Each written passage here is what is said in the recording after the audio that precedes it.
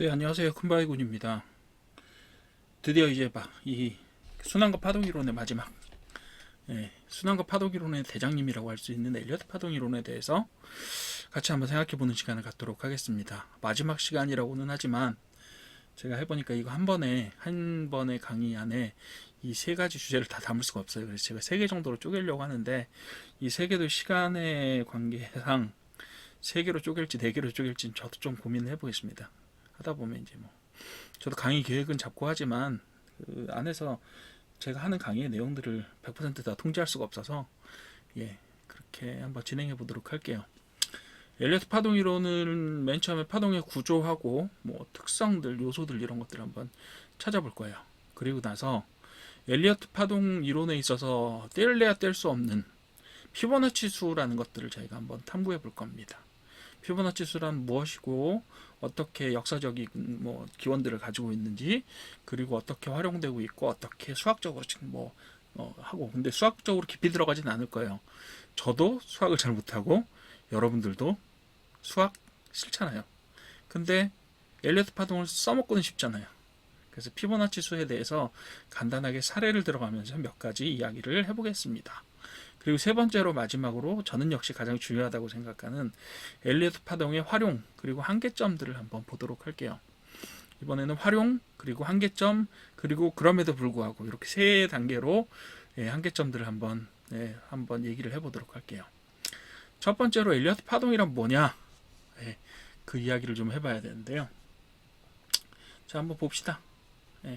제가 오늘도 역시 형광펜을 틀고 시작하겠습니다. 자, 보시죠. 엘리어트 파동의 의미와 세 가지 측면이라고 부릅니다. 저희가 측면이라고 부릅니다. 뭐 요소라고도 안 부르고 측면이라고 부르더라고요. 그래서 이 측면 한번 살펴보도록 할게요. 첫 번째로 엘리어트 파동의 정의와 의미를 한번 살펴보도록 합시다. 엘리어트 파동은 크게 보시면 다우 이론의 확장판이라고도 부를 수 있어요. 다우 이론이 약간 모호하게 어떤 단계별 진행 상황들을 조금 모호하게 뭐 수치 없이 어떤 그런 것들 없이 제시를 했다라고 하면, 여기에다가 어떤 수치적인 의미와 그리고 단계별로 어떻게 상승이 이루어지는지 이런 부분들을 어떻게 해요? 좀 더 정확하고 개연성 있게 구현한 것이 혹은 설명한 것이다라고 보셔도 될 것 같아요. 다우 이론의 보충 같은 느낌이에요, 실제로는. 자, 그래서 다우 이론도 마찬가지죠. 시장의 가격 움직임이 무작위가 아니라 일정한 패턴으로 반복된다는 전제에 기반해요. 역시 이 엘리어트 파동 이론 같은 경우는 어떻게 돼요? 1930년대에 나타납니다. 1930년대. 그죠? 1930년대에 나타나서 1930년대에 무슨 일이 있었죠? 대공황이 있었잖아요. 그 전과 후를 비교하면서 어떤 식으로 상승과 하락이 조정이 이루어지는지를 한번 다우 이론을 확장해서 설명하는 수단을 마련해 보겠다라고 해서 만든 이론이긴 한데요. 자, 이건 어디서 썼다? 병실에서 혼자서 그림 그려보고 숫자 계산해 보면서 썼습니다. 그리고 나서 이 이론이 널리 펼쳐지느냐, 그때 그렇지 않아요. 어떻게 되죠? 맨 처음에 이 내용들을 편지로 보내요. 그래서 어떤 뭐 잡지 혹은 저널 뭐 이런 것들을 만드는 분한테 편지로 보내요. 근데 이분이 검토를 해보니까 잘 맞아요. 그래서 어떻게 해요? 널리 알려서 사람들에게 쓰게 하느냐? 그렇게 하지 않습니다. 어떻게 하느냐 하면요, 숨겨놓고 진짜로 자기가 해봐요. 그랬더니 맞아요. 그래서 어떻게 해요? 이거 괜찮네 라고 생각하고 그 정리된 채로 놔둬요. 그러다 이게 언제부터 다시 각광받냐 하면 한 3, 40년 흐른 다음에 다시 각광받기 시작해요. 뭐 이거 역사에 대해서 그렇게 자세하게 아실 필요는 없겠지만, 어쨌든 이 이론 자체도 언제 나타난 거냐 하면 공개된 것도 약 1937년 정도니까 어때요? 거의 90년 전의 이론입니다. 1930년대는 좀 재밌는 이론들이, 물리학에 있어서도 굉장히 재밌는 이론들이 많이 등장한 시기였어요.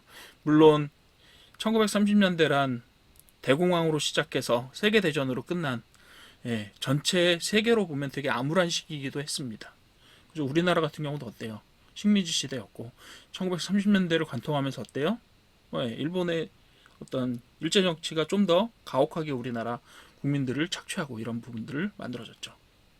네, 그런 의미로 보면 굉장히 암울한 시기였고, 그리고 증권시장, 주로 미국 시장을 중심으로 해서 굉장히 커다란 부침을 겪었었던 시기입니다. 즉 어떤 내부적인 엘리어트 파동의 파동성보다는 뭐예요?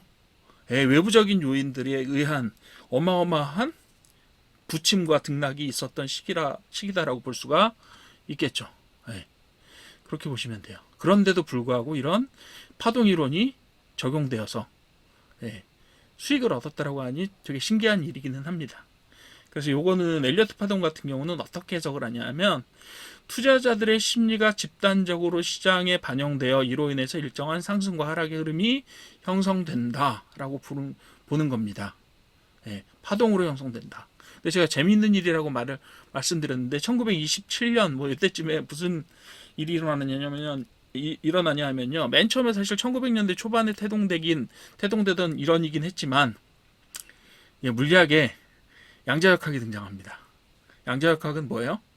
미시적으로 물질 세계를 관찰했을 때 물질이 물질로서 작동하지 않고 파동의 형태를, 파동의 성질을 띈다라고 이야기하는 거예요. 뭐 저도 전문가가 아니라서 이런 정도밖에 말씀을 못 드리겠지만 어쨌든 그래요. 거시적으로는 물질이 어떤 입자로서 작동하는 모습들을 보이잖아요. 원자, 그죠? 원자, 핵, 전자 이런 식으로 작동하지만 조금 더 미시적으로 들어가게 되면 어떻게 돼요? 우리가 생각하는 것과 완전 다른 형태의 어떤 물리적인 특성을 띠고 그것이 파동이라는 형태로 대표된다 이렇게 얘기합니다. 그래서 그때는 아마도 그런 느낌도 있었을 거예요. 최신 과학이라고 하면 파동이요. 파동이요. 그런 식으로 해석될 수 있었을 거예요. 물론 전자기파가 발견된 거는 그 훨씬 이전이고 소리도 그 이전에 발견되었지만 사실은 파동에 대해서 어떤 설명하는 이론 자체가 발견되고 그리고 뭐 그게 레이더 같은 형태로 활용되고 이러던 시기이기 때문에 굉장히 좀 그런 파동이라는 개념 자체가 사람들한테 최첨단의 어떤 개념으로 받아들여지지 않을까라고 생각해요. 요즘에 마치 어때요? 조금 뭐라도 발전된 모습을 보이면 인공지능이나 스마트나 이런 것들을 붙이잖아요. 아마 그런 영향이 있지 않았을까. 제가 한번 유추해 보는 겁니다. 그냥 재밌는 생각으로. 자, 그러면 엘리어트 파동에는 세 가지 측면이 있다고 얘기해요. 그 사람이 주장한 바에 의하면, 엘리어트가 주장한 바에 의하면 어떻게 됐죠? 첫 번째 측면은 패턴입니다. 그래서 파동의 형태와 구조, 이걸 보고 패턴이라고 불러요. 두 번째는 비율입니다. 그래서 패턴이 어떤 모양으로 나타나고 그 다음에 비율의 측면에서는 뭘 띄느냐 하면 피보나치 비율과 황금비라는 수치를 활용합니다. 그래서 피보나치 비율, 피보나치 수, 피보나치 수열 뭐 이런 말들이 같이 사용이 돼요.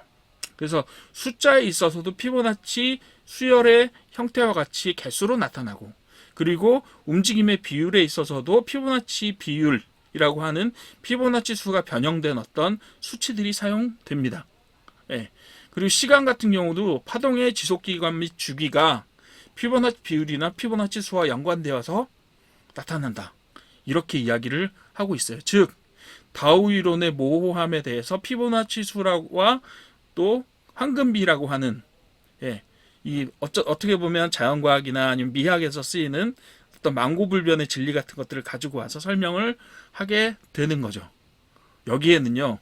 설명 방법으로서의 용이성과 명확성 같은 것들이 존재하지만 반대의 면도 존재합니다.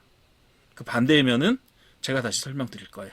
피보나치 수라는 것이 어떤 것이고 어떤 한계점들을 가지고 있는데 사용됐을 때는 뭐 편의적인 수단으로서 이런 측면들을 가지고 있지만 반면에 명확성도 뭐 얘기할 수 있죠. 그렇지만 그것이 과연 황금비로서의 가치 혹은 자연과학적인 어떤 명확성의 가치를 가지고 있느냐라고 했을 때 그 부분에 대해서는 제가 다시 설명을 드리겠습니다. 어쨌든 세 가지 어떤 측면을 가지고 있고요. 그 중에서 가장 중요한 게 패턴, 그 다음은 비율, 그 다음은 시간이라고 이야기합니다. 그죠? 패턴이 가장 중요해요. 엘리어트 파동에서 가장 기본적인 모양을 한번 볼까요? 패턴. 여러분들 잘 아시죠? 5파로 올라가고 3파로 떨어진다. 조정한다. 이렇게 얘기해요. 그래서 패턴의 구성은 크게 보면 두 가지입니다. 크게 보면 두 가지. 추진 파동 혹은 충격 파동의 임펄스 웨이브라고 부릅니다. 추진 파동 혹은 충격 파동이라고 부르는데 보이시죠? 예, 여러분들 잘 아시는 거잖아요. 1파, 2파, 3파, 4파, 5파. 이건 뭐 파동이라고 얘기하기는 좀 그렇지만 하나, 둘, 세 번에 걸쳐서 올라가고 예, A, B, C라고 하는 파동을 통해 파동의 모양을 통해서 어떻게 돼요? 조정된다. 그래서 corrective라고 부르죠. 조정이잖아요. 뭐예요? 조정이라는 게 뭐죠? 잘못 가고 있는 거를 바르게 가게 한다는 뜻도 있고요. 수정한다는 뜻도 있어요. 그죠? 그래서 추진 파동은 크게 어떤 뜻을 가지고 있냐면 추세 방향으로 5개의 하위 파동으로 1, 2, 3, 4, 5예요. 이렇게 표현합니다. 예, 이렇게 움직이고요. 그 다음에 조정 파동의 ABC라는 형태의 3개의 하위 파동으로 구성되어 있는 형태. 이걸 조정 파동이라고 부르는 겁니다. 여러분들이 익숙하게 아시는 예, 이 패턴이에요. 이 패턴. 요거는 마치 뭐랑도 비슷하죠? 여러분들 예, 변형된 헤드앤숄더랑도 비슷하다고 볼 수 있어요. 원칙만 지켜진다면 이것은 헤드앤숄더와 동일한 모양일 수도 있다. 이렇게 보시면 돼요. 근데 헤드앤숄더를 만들 때도 수많은 하위 구조들을 가지죠. 네, 이렇게 되는 거예요. 오른쪽에 보시는 것처럼 1파를 올라간다고 해서 이게 1파를 올라가는 게 아니라 그 1파 자체가 예, 하나의 충격파 혹은 추진파로 이루어져 있고 예, 2파는 다시 어떻게 돼요? 조정파동의 형태로 볼 수 있고 이렇게 조정파동 그죠? 3개의 형태로 볼 수 있고 여기서 다시 5파로 올라가고 3파로 떨어지고 5파로 올라가고 3파로 떨어지고 다시 예, 올라갔다가 떨어지고 이런 과정들을 반복합니다. 됐죠? 요겁니다. 예, 이런 식으로 세부적인 파동으로 되어 있다. 해석이 가능하다. 이렇게 되는 거죠. 모양 아시겠죠? 예, 이게 바로 엘리어트 파동 이론이에요. 이런 형태의 모양으로 이루어져 있고 여기에는 일정한 비율로 작동하는 어떤 원리들이 있다. 이렇게 보는 겁니다. 자, 그럼 엘리어트 파동이라고 판단하려고 할 때는 어떤 원칙이 있어야 될 텐데요. 그 기본 원칙들이 나옵니다. 죄송해요. 파동의 차수 구분부터 이야기합시다. 제가 이걸 빠뜨렸네요. 이건 뭐 그렇게 크게 중요하게 생각하는 건 아니고요. 예, 파동의 차수 구분할 때 그렇게 중요하게 생각하는 건 아니고 그냥 이런 구분이 있을 수 있다. 예, 교실에서 이야기하는 이런 구분이 있을 수 있다라는 이야기예요. 차수 명칭은 그랜드 슈퍼 사이클부터 미니트 사이클까지 있다라고 얘기하는데 이 밑으로 2가지인가가 더 있어요. 예, 시간 관계상 그리고 너무 개념이 많아서 제가 요거만 쓴 거예요. 예. 그러면서 여기서 제일 중요한 게 뭐가 있을까요? 제일 짧은 게 보통 중요하잖아요. 사이클. 이건 뭐예요? 수개월에서 수년 동안 진행되는 경기 사이클이나 중장기 투자와 관련된 사이클이다 이렇게 보시면 돼요. 근데 단위가 크죠. 수개월에서 수년 정해져 있지 않아요. 그래서 이게 사이클인지 프라이머리인지 슈퍼 사이클인지 구분하기 힘들어요. 예. 경기의 변동도 지난번에 그렇게 말씀드렸잖아요. 세부적인 것들이 존재하고 중기, 장기가 존재하지만 실제로 지금에 와서는 잘 맞지 않는 경우도 많고 구분하기 힘든 경우도 많다. 이렇게 이야기했고 그 다음에 순환이론에서 항상 뭐라고 말씀드렸어요. 예, 주기를 정확하게 규정하지 않기 때문에 이것이 하나의 주기인지 그 안에 들어있는 세부 주기인지 예, 판단하기가 어렵다.